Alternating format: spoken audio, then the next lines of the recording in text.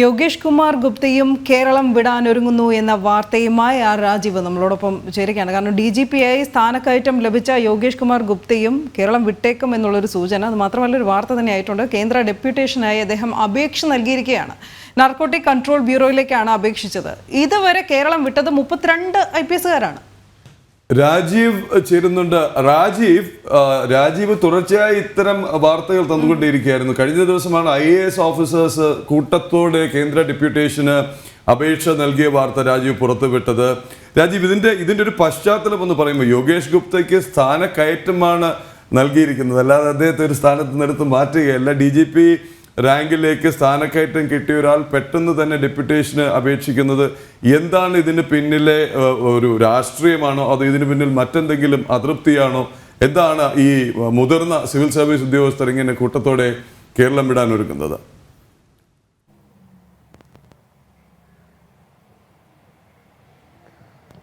നമസ്തേ പ്രദീപ്, അനു.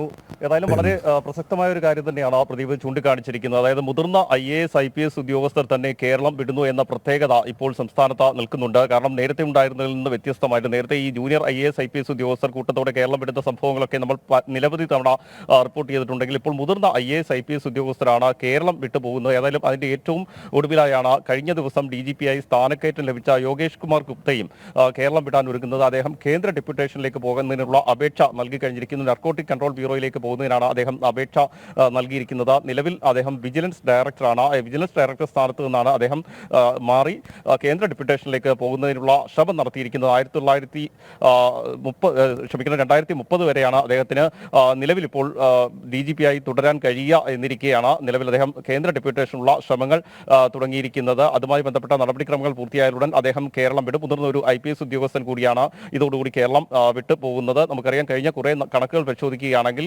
കേരളം വിടുന്ന IPS ഉദ്യോഗസ്ഥരുടെ എണ്ണം വൻതോതിൽ വർദ്ധിച്ചിരിക്കുന്നു എന്നാണ് ഏറ്റവും പ്രധാനപ്പെട്ട ഒരു കാര്യം. നിലവിലെ കണക്കുകൾ പരിശോധിക്കുകയാണെങ്കിൽ 32 IPS ഉദ്യോഗസ്ഥരാണ് കേരളം വിട്ടുപോയിരിക്കുന്നത്. IG DIG റാങ്കുകളിൽ നിയമിക്കാൻ ഉദ്യോഗസ്ഥരില്ലാത്ത ഒരു സാഹചര്യം സംസ്ഥാനത്ത് നിലനിൽക്കുന്നുണ്ട്. അതുകൊണ്ട് തന്നെ ഈ IG-മാരുടെയും DIG-മാരുടെയും ഒക്കെ പദവി പല ഘട്ടങ്ങളിലും ഒന്നിലധികം ഉദ്യോഗസ്ഥർ, അതായത് SP റാങ്കിലുള്ള ഉദ്യോഗസ്ഥർക്ക് പോലും ആ ചുമതലകൾ കൈമാറേണ്ട ഒരു സാഹചര്യം സംസ്ഥാനത്ത് നിലനിൽക്കുന്നു. അതിൽ പരിശോധിക്കുകയാണെങ്കിൽ വിജിലൻസ് ഡയറക്ടർ കഴിഞ്ഞാൽ വിജിലൻസ് ആസ്ഥാനത്ത് പകരമായി നിയമിക്കാൻ ഒരു ഉദ്യോഗസ്ഥനില്ലാത്ത അവസ്ഥയാണ് നിലനിൽക്കുന്നത്. SP റാങ്കിലുള്ള ഉദ്യോഗസ്ഥനാണ് പിന്നീട് ഉള്ളത്. അതായത് വിജിലൻസ് ഡയറക്ടർ ഏതെങ്കിലും തരത്തിൽ അവധിയിൽ പോവുകയോ മറ്റോ ചെയ്തു കഴിഞ്ഞാൽ SP റാങ്കിലുള്ള ഉദ്യോഗസ്ഥന് വിജിലൻസ് ഡയറക്ടറുടെ ചുമതല കൈമാറേണ്ട സാഹചര്യമാണ് നിലവിൽ നിലനിൽക്കുന്നത്. ഇതേ അവസ്ഥ തന്നെയാണ് ക്രൈംബ്രാഞ്ചിലും അതുപോലെ തന്നെ മറ്റ് ഈ പോലീസ് ഡിപ്പാർട്ട്മെന്റിലും ഒക്കെ നിലനിൽക്കുന്നത്. ആ രീതിയിൽ IG-മാരുടെയും DIG-മാരുടെയും കുറവ് വൻതോതിൽ പോലീസ് സേനയിൽ നിലനിൽക്കുന്നുണ്ട്. IPS ഉദ്യോഗസ്ഥർ കൂട്ടത്തോടെ പോകുന്നു. ഇതേ അവസ്ഥ തന്നെ IAS ഉദ്യോഗസ്ഥരുടെ കാര്യത്തിലും നിലനിൽക്കുന്നുണ്ട്. ധനകാര്യ സെക്രട്ടറിയായി ചുമതല ഏറ്റെടുത്ത ശേഷമാണ് രവീന്ദ്രകുമാർ അഗർവാൾ കേരളം വിട്ടത്. ആ രീതിയിൽ IAS തലത്തിലും ഉദ്യോഗസ്ഥർ കൂട്ടത്തോടെ കേന്ദ്ര ഡെപ്യൂട്ടേഷനിലേക്ക് മാറുകയാണ്, അല്ലെങ്കിൽ മറ്റ് സംസ്ഥാനങ്ങളിലേക്ക് പോകുന്ന സാഹചര്യം നിലനിൽക്കുന്നുണ്ട്. അവിടെയാണ് എന്തുകൊണ്ട് ഇത് എന്ന ചോദ്യം പ്രസക്തമാകുന്നത്. സംസ്ഥാനം നേരിടുന്ന രൂക്ഷമായ സാമ്പത്തിക പ്രതിസന്ധിയാണ് ഇതിന് ഏറ്റവും പ്രധാനപ്പെട്ട ഒരു കാരണമായി ചൂണ്ടിക്കാണിക്കുന്നത്. അതായത് സംസ്ഥാനത്ത് വരും നാളുകൾ അത്ര ശുഭകരമല്ല എന്ന സൂചന കൂടിയാണ് ഈ IAS IPS ഉദ്യോഗസ്ഥരുടെ കൊഴിഞ്ഞുപോക്കിലൂടെ വ്യക്തമാകുന്നത്. നമുക്കറിയാം, ഏറ്റവും പ്രധാനമായും സംസ്ഥാനത്ത് സാമ്പത്തിക പ്രതിസന്ധി അതിരൂക്ഷമായി തുടരുകയാണ്. സർക്കാർ ജീവനക്കാരുടെ ആനുകൂല്യങ്ങൾ ഉൾപ്പെടെ ഇപ്പോഴും വിതരണം ചെയ്യാൻ സംസ്ഥാന സർക്കാരിന് കഴിയുന്നില്ല. IPS ഉദ്യോഗസ്ഥരുടെയും IAS ഉദ്യോഗസ്ഥരുടെയും ഒക്കെ ആനുകൂല്യങ്ങൾ ഇപ്പോഴും വിതരണം ചെയ്യുന്നുണ്ടെങ്കിൽ കൂടിയും വരും നാളുകൾ എങ്ങനെയാണ് എന്ന് പറയാൻ കഴിയില്ല. മാത്രമല്ല, ഈ വിരമിക്കുന്നവർക്കുള്ള ആനുകൂല്യങ്ങളും വരും നാളുകളിൽ എങ്ങനെ വിതരണം ചെയ്യുമെന്ന കാര്യത്തിൽ ഒരു അനിശ്ചിതാവസ്ഥ നിലനിൽക്കുന്നുണ്ട്. അതൊരു പക്ഷേ ഏറ്റവും കൂടുതൽ അറിയാൻ കഴിയുന്നത് IAS IPS ഉദ്യോഗസ്ഥർക്കാണ്. അവരാണ് ഇതിന്റെ തലപ്പത്തിരിക്കുന്നത്. സംസ്ഥാനത്തെ സാമ്പത്തിക പ്രതിസന്ധി രൂക്ഷമാണെന്നും അവസ്ഥ അത്ര ശുഭകരമല്ലെന്നും വ്യക്തമാക്കി മനസ്സിലാക്കിക്കൊണ്ടാണ് ഇവർ കേരളം വിടുന്നത്. ഇതിനൊപ്പം തന്നെ രാഷ്ട്രീയമായ വിഷയങ്ങളും നിലനിൽക്കുന്നുണ്ട്. പലപ്പോഴും അമിതമായ രാഷ്ട്രീയമായ ഇടപെടലുകൾ പല വകുപ്പുകളിലും ഉണ്ടാകുന്നുണ്ട്. പോലീസിൽ തന്നെ അത് പല ഘട്ടങ്ങളിലും വ്യക്തമായി പുറത്തു വന്നതുമാണ്.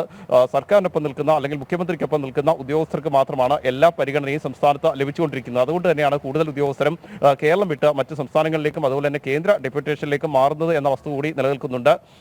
മാത്രമല്ല, നേരത്തെ നമ്മൾ സൂചിപ്പിച്ചതുപോലെ തന്നെ ഈ സാമ്പത്തിക പ്രതിസന്ധി അതിരൂക്ഷമാവുകയാണെങ്കിൽ ഇവർക്കുള്ള ആനുകൂല്യങ്ങൾ മുടങ്ങുന്ന ഒരു സാഹചര്യം ഉണ്ടാകും. അതുകൂടി മുൻകൂട്ടി കണ്ടുകൊണ്ടാണ് ഈ IAS IPS ഉദ്യോഗസ്ഥർ ഏതായാലും കൂട്ടത്തോടെ കേരളം വിട്ടുകൊണ്ടിരിക്കുന്നത്. നിലവിലെ കണക്കുകൾ, സർക്കാർ തന്നെ പുറത്തുവിട്ട കണക്കുകൾ നോക്കുകയാണെങ്കിൽ 32 IPS ഉദ്യോഗസ്ഥർ കേന്ദ്ര ഡെപ്യൂട്ടേഷൻ ഡെപ്യൂട്ടേഷനിലേക്കും മറ്റ് സംസ്ഥാനങ്ങളിലേക്കും മാറി കഴിഞ്ഞിരിക്കുന്നു. 33 IAS ഉദ്യോഗസ്ഥരാണ് നിലവിൽ കേന്ദ്ര ഡെപ്യൂട്ടേഷനിലേക്ക് പോയിരിക്കുന്നത്. കൂടുതൽ ഉദ്യോഗസ്ഥർ നിലവിൽ അപേക്ഷ നൽകി കാത്തിരിക്കുകയാണ്. ഏതായാലും അതിൽ തന്നെ മുതിർന്ന ഉദ്യോഗസ്ഥർ കൂടി ഉൾപ്പെടുന്നു എന്നതാണ് സർക്കാരിനെ പ്രതിസന്ധിയിലാക്കുന്നത്. DGPI സ്ഥാനക്കയറ്റം ലഭിച്ച ശേഷവും അദ്ദേഹം കേരളം വിടാൻ ഒരുങ്ങുന്നു എന്നത് അത്ര ശുഭകരമായ വാർത്തയല്ല. കാരണം അത്തരത്തിലുള്ള ഉദ്യോഗസ്ഥർ പോലും കേരളം വിട്ടു പോകുന്ന സാഹചര്യം സംസ്ഥാനത്ത് നിലനിൽക്കുന്നുണ്ട്. അത് IAS ഉദ്യോഗസ്ഥരുടെ കാര്യത്തിലും IPS ഉദ്യോഗസ്ഥരുടെ കാര്യത്തിലും ഒരുപോലെ ഉണ്ട് എന്നതാണ് ഏറ്റവും പ്രധാനപ്പെട്ട ഒരു വസ്തുത. ഏതായാലും വരും ദിവസങ്ങളിൽ കൂടുതൽ IAS IPS ഉദ്യോഗസ്ഥർ കേരളം വിടും എന്ന സൂചനകൾ തന്നെയാണ് നിലനിൽക്കുന്നത്. പ്രദീപ്.